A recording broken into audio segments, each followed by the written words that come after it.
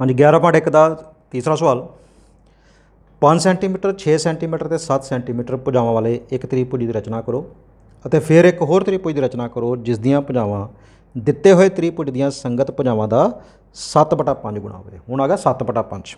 ਪਹਿਲੇ ਦੇ ਵਿੱਚ ਹਰ ਛੋਟਾ ਸੀ, ਜਿਹੜਾ ਅਸੀਂ ਦੂਸਰਾ ਸਵਾਲ ਕੀਤਾ ਸੀ ਉਹ ਸੀ 2/3, ਉਹ 'ਚ ਹਰ ਛੋਟਾ ਸੀ ਅੰਸ਼ ਵੱਡਾ ਸੀ।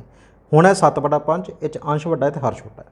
तो सवाल की रचना उस तरीके ही होनी है, थोड़ी जी चेंज आनी है, वो तुहानूं अपने आप सवाल की रचना के समझ लग जाएगी।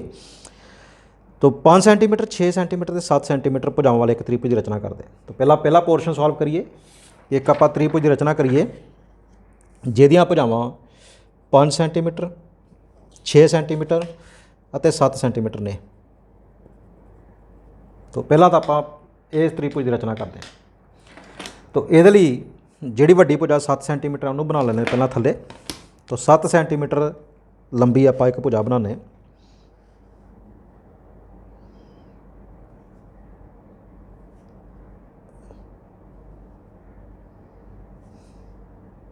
इत्थे बनाने 7 सेंटीमीटर लंबी।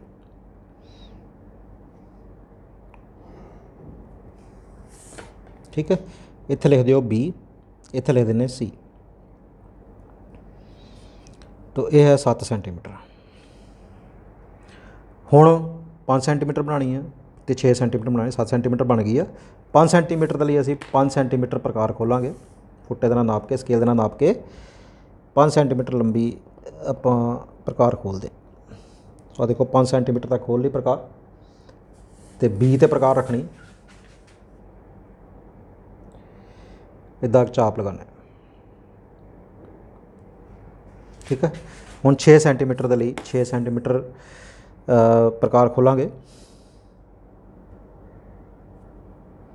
तो 6 सेंटीमीटर तक प्रकार खोल के सी ते प्रकार रख के आस चाप कटना। ये दोनों चापा जिस पॉइंट ते कटदियाँ उत्थे तो ही लिख देना ए। तो ए बी नूं मिला देना तो ए सी नूं मिला देना। ए बी नूं मिलाता तो ए सी नूं मिलाता।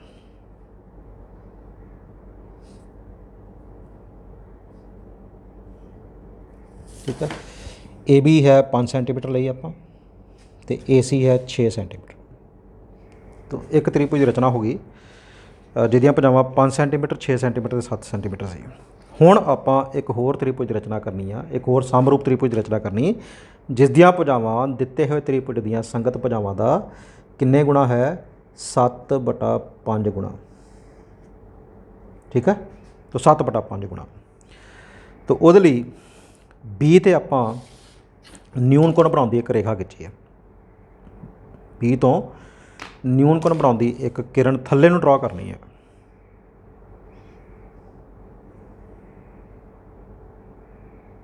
तो एक किरण खिੱਚੀ बी तो,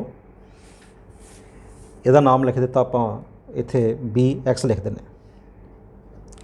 ਹੁਣ इस किरण BX ਦੇ ਤੁਸੀਂ बराबर दूरी ਦੇ ਉੱਤੇ कुछ निशान लगाने हैं। किन्ने निशान लगाने तुहानूं मैं पहले सवाल भी दस्सिया सी कि जो इस रेशो दे विच्चों वड्डी वैल्यू है तुसीं उन्ने निशान लगाने हुंदे।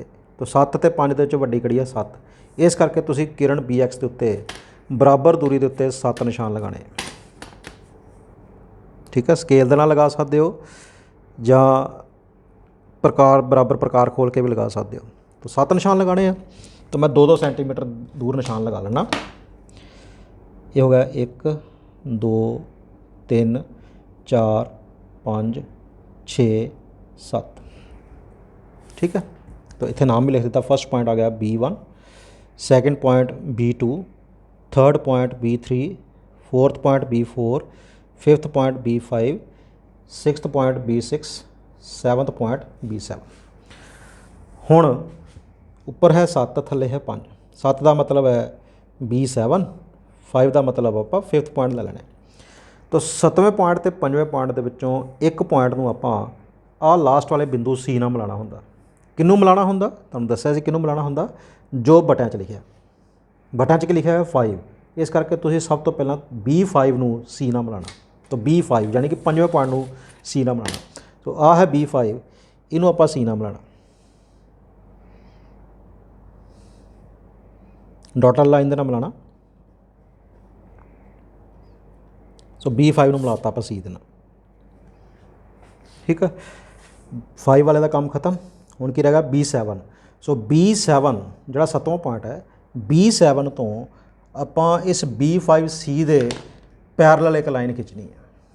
ठीक है, B7 तो B5C जिहड़ी लाइन बन चुकी है, B5C जिहड़ी लाइन बन चुकी है आवली, इहदे पैरल आपां एक लाइन खिंचनी है। ठीक है, तो उहदे लई की करना कि जिहड़ा B5 है ना, B5 इत्थे एक कोण बनदा पिया, उहनूं नाप लेना तुसीं कोण नूं। थोड़ी जी प्रकार खोल के तो इदां आपां एक कोण बनाना। प्रकार इन्नी ही खुली रहन देनी जिन्नी तुसीं इस कोण नूं बनाउण लई लई है। फिर प्रकार चुक के B7 ते रखनी, तो वही चाप लगानी दोबारा फिर। ठीक है, तो आ जिहड़ा कोण बनिया इहनूं नाप लो, प्रकार दे नाल नापना। तो प्रकार दे नाल इहनूं नाप लिया, इन्नी प्रकार खोलनी आपां। ठीक है, तो इन्नी प्रकार खोल के इत्थे मैं इदां निशान लगाना, चाप लगा देना। तो आ प्रकार इन्नी प्रकार खोल के इन्नी ही प्रकार खुली रहनी, इन्नी प्रकार खुली रहनी, तो इत्थे इस चाप नूं दोबारा लगाना।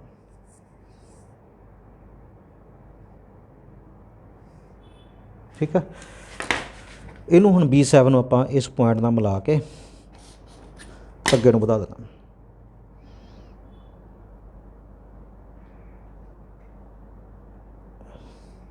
इनू मिला देना।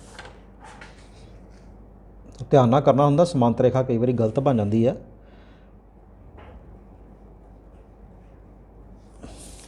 आ BC नूं अगे नूं वधाओ, BC छोटी है, इनू थोड़ा जिहा अगे नूं वधाओ।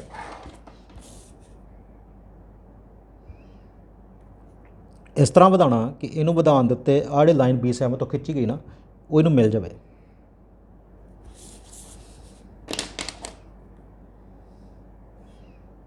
तो ये मिलेगी। आ पॉइंट लिखना आप इत्थे, जिथे B7 तो आ तुसीं लाइन वधा के लाइन बनाई है, वो BC नूं वधाउण ते जिस पॉइंट ते मिलती है उत्थे तुसीं लिख देना C'। ठीक है, हुण आपां C' तो CA दे पैरल एक लाइन खिंचनी। तो किहदे पैरल खिंचनी है? CA दे। जिहदे पैरल खिंचनी हुंदी आ उहदे एक सिखर दे उत्ते आ, जिहदा C सिखर दे उत्ते जिहड़ा कोण बनदा पिया ना, उहनूं नापना तुसीं। तो C दे उत्ते आपां एक कोण बनाना प्रकार दे नाल इदां। इन्नी ही प्रकार खुली रहन देनी, ये प्रकार चुक के रखनी C' ते चाप लगा देनी। हुण आ कोण नूं नाप लेना, प्रकार दे नाल नापना इहनूं। इन्नी प्रकार खोलनी, इत्थों लैके इत्थों तक प्रकार खोलनी आ।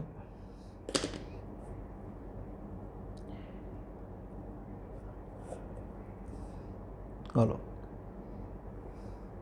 ठीक है, सो इन्नी प्रकार खोली। प्रकार इन्नी ही खुली रहन देनी, प्रकार चुक के रखनी इत्थे।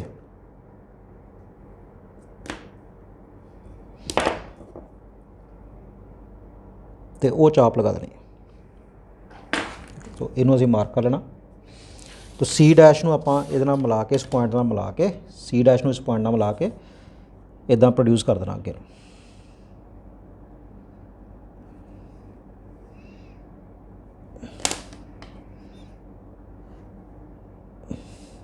तो जिहड़ी लाइन तुसीं C' तो इदां खिंची आ, वो BA देखो छोटी लाइन रह गई, इन्नी रह गई, इनू वधाओ। पहला BA नूं वधाउण ते एक पॉइंट ते मिलनी चाहिए है।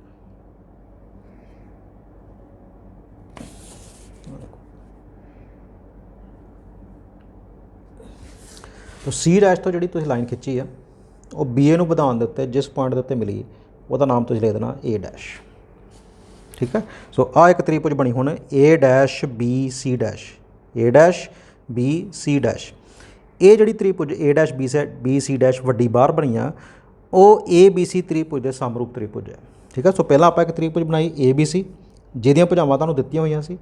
फिर इस त्रिभुज ABC दे समांतर समरूप एक होर त्रिभुज बनाई A', B, C'।